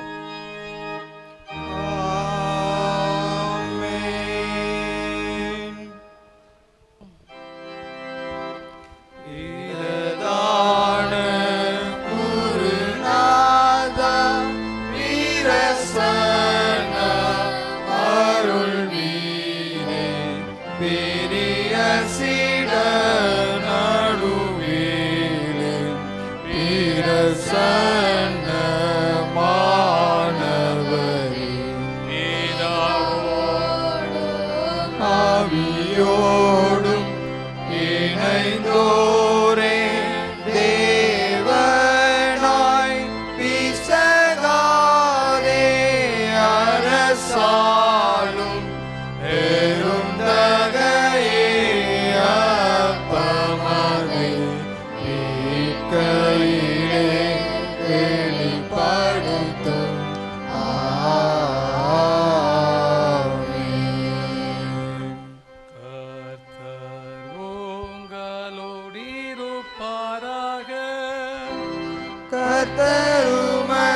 கர்த்தருமதாவியோடும் இருப்பாராக. உங்கள் இதயத்தை உயர்த்திடுங்கள், உயர்த்துவோம் இதயத்தை கர்த்தரிடமே. தோத்திரம் செலுத்துவோம் தேவனுக்கே, தகுதியும் நீதியும் அதுவே ஆகும். ஆம் பிதாவே, நீர் பரிசுத்த, நீர் ஸ்தோத்திரிக்கப்பட்டவர். தேவரீர் மனித உருக்கமாய் அன்பு கூர்ந்து முதொரே பேரான குமார இயேசு கிறிஸ்து எங்கள் தன்மையை தரித்து கொள்ளவும் சிலுவையில் மரித்து எங்களை மீட்டு கொள்ளவும் அவரை தந்தருளினீரே. இயேசு சிலுவையில் ஒரே தரம் தம்மை தாமே ஏகபலியாக ஒப்பு கொடுத்து சர்வ லோகத்தின் பாவங்களையும் நிவர்த்தி செய்வதற்கு நிறைவும் பூரணமும் போந்ததுமான பலியையும் காணிக்கையையும் பரிகாரத்தை செலுத்தினமல்லாமல் தமது அருமையான மரணத்தை என்றைக்கும் நினைப்பூட்டும் ஞாபகத்தை நியமித்து தாம் திரும்ப வரும் அளவும் நாங்கள் அதை அனுசரித்து வரும்படி தமது பரிசுத்த சுவிசேஷத்தில் கட்டளையிட்டு அருளினாரே. இயேசு தாம் காட்டி கொடுக்கப்பட்ட அன்று ராத்திரியிலே அப்பத்தை எடுத்து ஸ்தோத்திரம் பண்ணி ஸ்தோத்திரம் அதை பிட்டு சீசல் கொடுத்து, நீங்கள் எல்லாரும் இதை வாங்கி புசியுங்கள், இது உங்களுக்காக கொடுக்கப்படுகிற என்னுடைய சரீரம், என்னை நினைவு கூறும்படி இதை செய்யுங்கள் என்றார். அப்படியே போஜனம் பண்ண பின்பு இயேசு பாத்திரத்தை எடுத்து ஸ்தோத்திரம் பண்ணி ஸ்தோத்திரம் அவர்கள் கொடுத்து, நீங்கள் எல்லாரிலே பானம் பண்ணுங்கள், இது பாவ மன்னிப்பு உண்டாகும்படி உங்களுக்காகவும் அநேகருக்காகவும் சிந்தப்படுகிற புது உடன்படிக்கைக்குரிய என்னுடைய இரத்தம், இதை பானம் பண்ணும் போதெல்லாம் என்னை நினைவு கூறும்படி இதை செய்யுங்கள் என்று திருவுளம் பற்றினார்.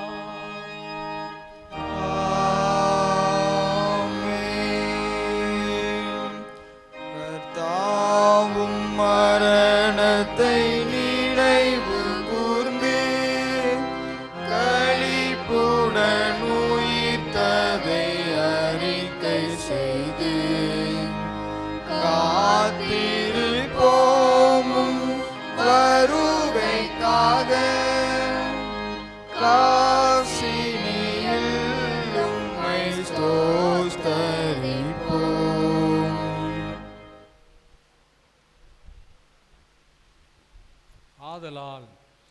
பிதாவே, உமது குமாரனாகிய எங்கள் ஆண்டவரின் அருமையான பாடுகளையும் மரணத்தையும் மகிமையான உயிர் தெழுதலையும் பரமேறுதலை நினைவு கூர்ந்து உமது அடியர்களாகிய நாங்கள் அவருடைய கட்டளையின்படியே அவர் வருகை எதிர்நோக்கினவர்களாக இதை செய்கிறோம். அவரில் நீர் நிறைவேற்றின பூரண மீட்புக்காக உமக்கு நன்றி செலுத்துகிறோம். கர்த்தாவே, எங்கள் தேவனே, கருத்துடன் உம்மை துதிக்கின்றோம். காருண்யரே, உம்மை புகழுகின்றோம். கனிவுடன் மகிமை படுத்துகின்றோம். இரக்கமுள்ள பிதாவே, நாங்கள் பிற்கிற அப்பம் கிறிஸ்துடைய சரீரத்தின் ஐக்கியமாயும் நாங்கள் ஆசீர்வதிக்கிற பாத்திரம் கிறிஸ்துடைய ரத்தத்தின் ஐக்கியமாய் இருக்க முடியும். எங்களையும் நீரே தந்த இந்த அப்பத்தையும் இந்த திராட்சை ரசத்தையும்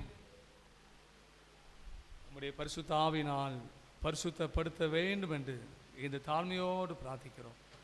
நாங்கள் எல்லாரும் ஆண்டவர் இயேசு கிறிஸ்துவில் கூட்டி இணைக்கப்பட்டவர்களாய் விசுவாசத்தில் ஒருமைப்படவும் தலையாகி அவருக்குள் எல்லாவற்றிலும் வளரவும் கிருபை செய்யும். அவரோடு பரிசுத்த ஆவியோடு ஐக்கியமாயிருக்கிற சர்வவல்லமையுள்ள பிதாவாகிய உமக்கு சகல கனமும் மகிமையும் என்றென்றைக்கும் உண்டாவதாக.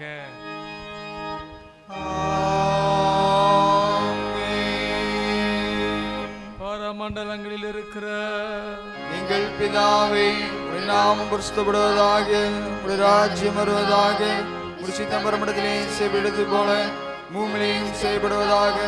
அன்று எங்கள் அப்பத்தை எங்களுக்கு தாரும். எங்களுக்கு விரோதமாய குற்றம் செய்தவர்களுக்கு நாங்கள் மன்னிக்கிறது போல எங்கள் குற்றங்களை எங்களுக்கு மன்னியும். எங்களை சோதனைக்கு பிரவேசிக்க பண்ணாமல் தீமையை விளைச்சித்துக் கொள்ளும். ராஜ்யமும் வல்லமையும் மகிமையும் என்னுடைய உடையகளே.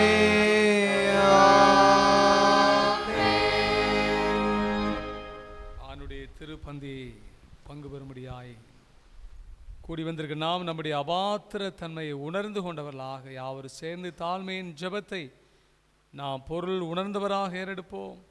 இரக்கமுள்ள கர்த்தாவே,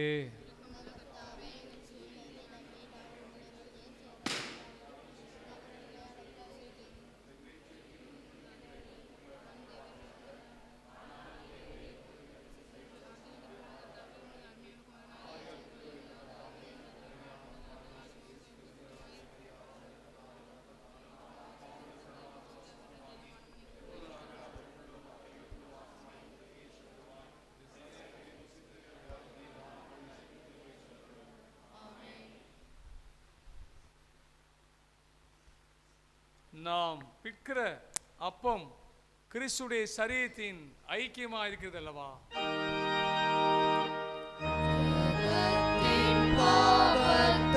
சுமந்து தீர்க்கிற தேவாண்டு குட்டியே, எங்களுக்கு இறங்கும் தேவா, சமாதானம் தாரும். தேவாட்டு குட்டியே, எங்களுக்கு இறங்கும் தேவா, சமாதானம் தாரும். வாருங்கள், எல்லாம் ஆயத்தமாக இருக்கிறது.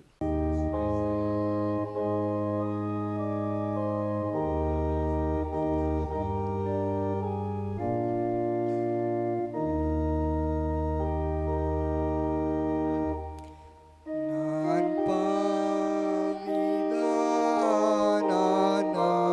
பாவிதானானாலும் நீர் மாசற்ற இரத்தம் சிந்தி நீர்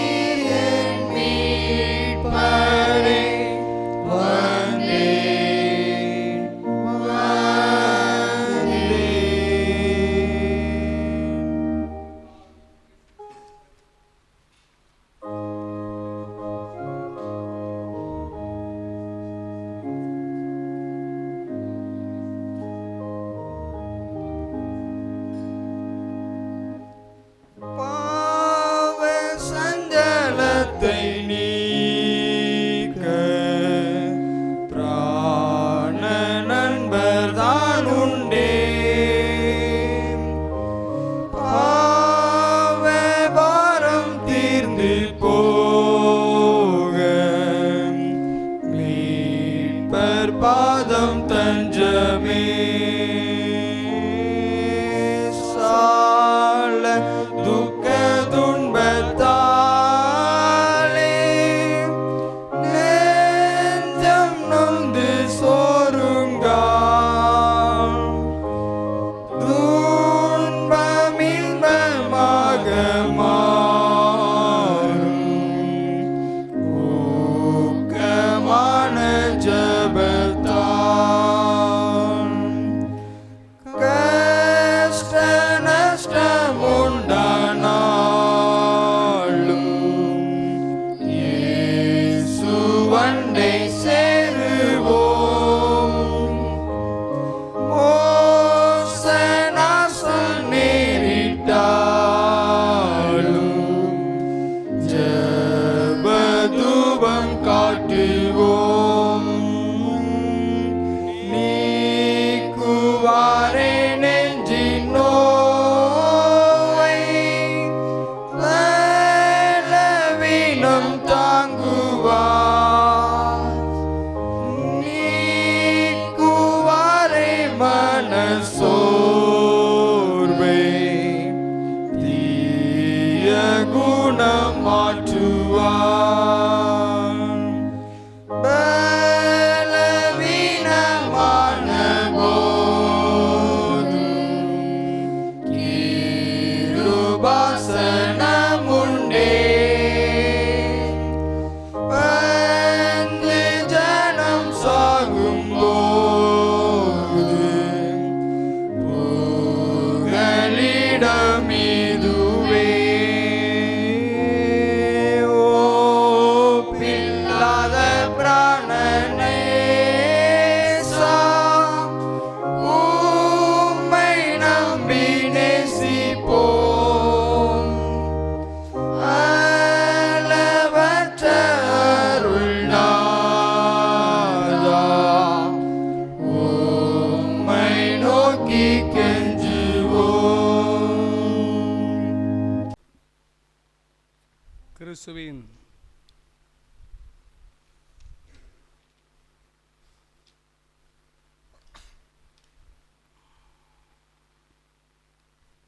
சரீரமும் இரத்தமும் ஆகிய சாக்கிரமந்தை விசுவாசத்தினால் பெற்றுக்கொண்டுள்ள நாம் அவருக்கு மனதார ஸ்தோத்திரம் செலுத்துவோமாக. அவர் பின்வரு ஸ்தோத்திர ஜெபத்தை நாம் ஏறெடுப்போம். சர்வல்லமில்ல கடவுளே, பரமபிதாவே, உமது நேசகுமாரனும் எங்கள் ஆண்டவருமாகிய இயேசு கிறிஸ்துவுக்குள் எங்களை உமது பிள்ளைகளாக ஏற்றுக்கொண்டு அவருடைய விலைமதியாத திரு சரீரமும் இரத்தமும் ஆகிய ஞான ஆகாரத்தால் எங்களை போஷித்திருக்கிறேன். எங்கள் பாவங்களை மன்னித்து நித்திய ஜீவனை எங்களுக்கு வாக்கு பண்ணியிருக்கிறீர். அளவிடப்படாத இந்த நன்மைகளுக்காக உம்மை ஸ்தோத்திரிக்கின்றோம். சரீரமும் ஆத்துமமாகிய எங்களை பரிசுத்தமும் ஜீவனுள்ள பலியாக உமக்கு ஒப்புக் கொடுக்கிறோம். இதுவே நாங்கள் செய்யத்தக்க ஆத்மீக ஆராதனை.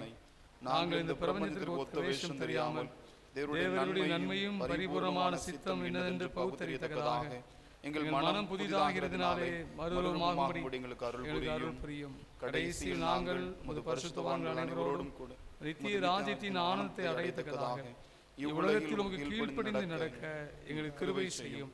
உம்மோடும் பரிசுத்த ஆவியோடும் ஒரே தேவனாய் சதாகாலம் ஜீவித்த அரசாளுகிற எங்கள் ஆண்டவராய் இயேசு கிறிஸ்து மூலமாய் இவைகளை வேண்டிக் கொள்கிறோம். ஆமென். ஜெயமும் மகிமையும் சற்பரும் ஞானமும் பலமும் வல்லமையும் தேவரீர்க்கென்றும் உண்டாவதாக.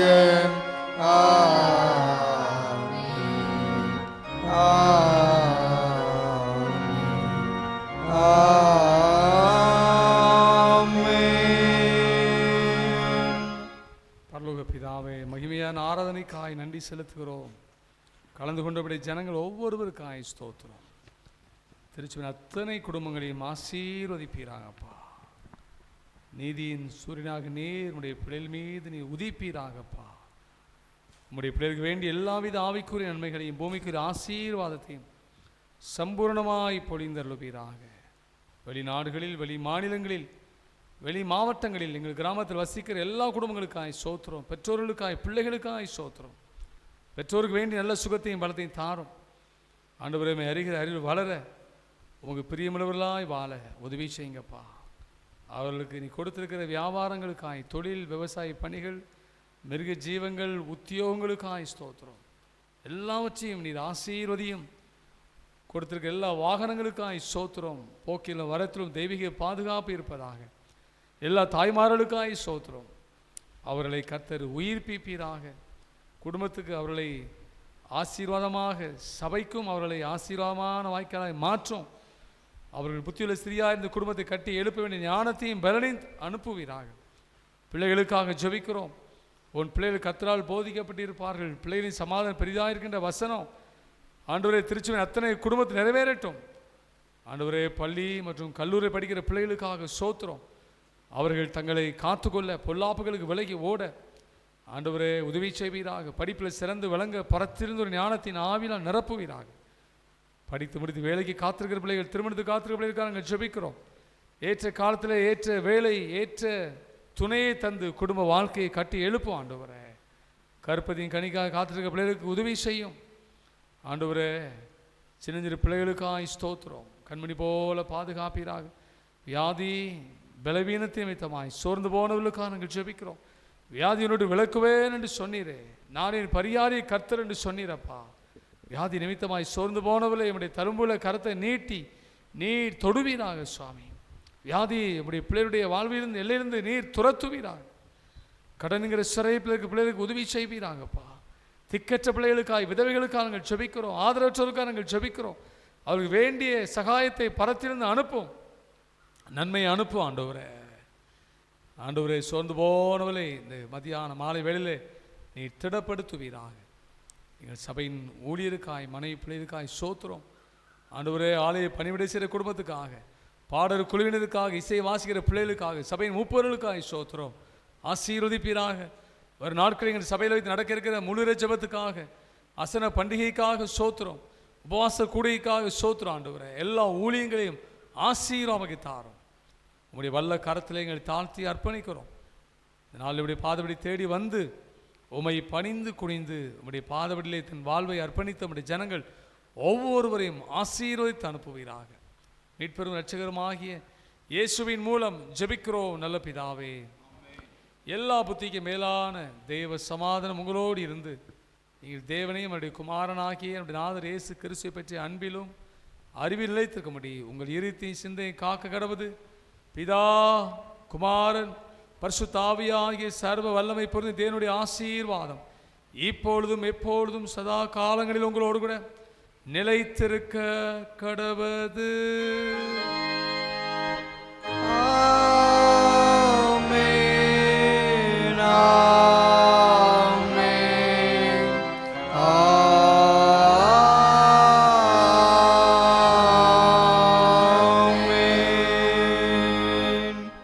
நாம் யாவரும் எழுந்து நின்று ஆராதனைக்கு நிறைவு கீதமாக 200 கீதங்கள் 668வது பாடல், இயேசுவை நம்பி பற்றி கொண்டேன், மாட்சிமையான மீட்பை பெற்றேன் என்று நாம் பாடுவோம். 200 கீதங்கள் 668வது பாடல்.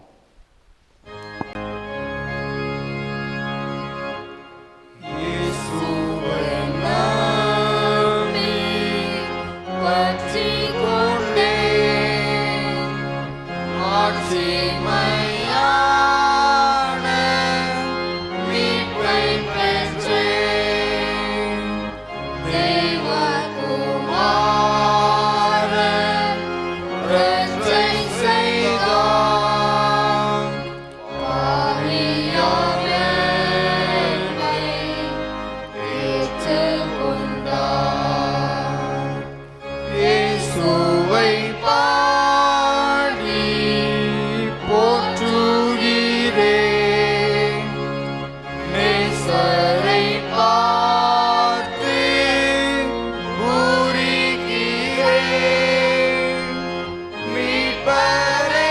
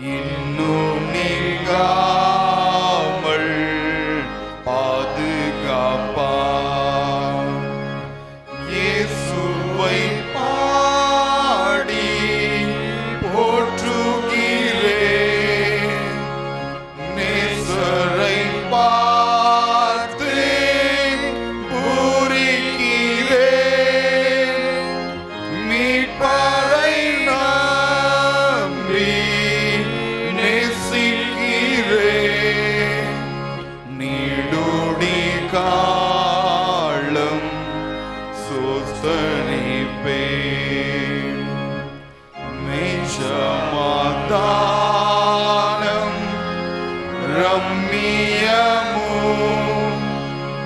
தூய தேவாவின் வல்லமையும் புண்ணியநாதர் தந்துவிட்டார். விண்ணிலும் சேர்ந்து வாழ செய்வார். இயேசுவை பாடி போற்றுகிறேன். நேசரை பார்த்து பூரிக்கிறேன். மீட்பரை நம்பி நேசிக்கிறேன்.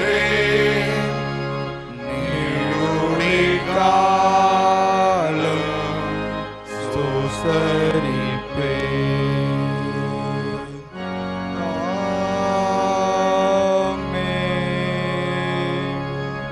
யாவர் சேர்ந்து சொல்லுவேன், ஆத்துமாவே கர்த்தரை ஸ்தோத்திரி, என் முழு உள்ளமே பரிசுத்த நாமத்தை ஸ்தோத்திரி.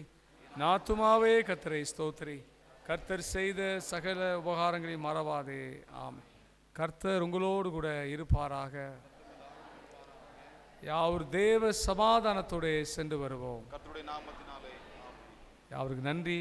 May God bless you.